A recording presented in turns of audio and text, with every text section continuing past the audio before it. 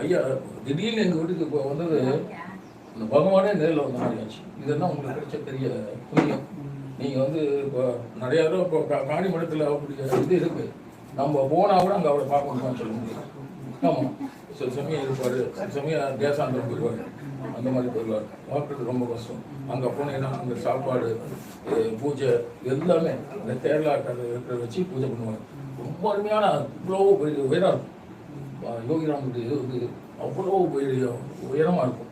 அவருக்கு பூஜை விட இவங்கெல்லாம் பாட்டு ஆடுவாங்க. ஆடினா இப்போ பாடினாங்க பார்த்தீங்களா, இந்த மாதிரி கொஞ்சம் நிறைய அவங்க பாடினாங்கன்னா நம்ம கவனம் வேறு பக்கமே போகாது.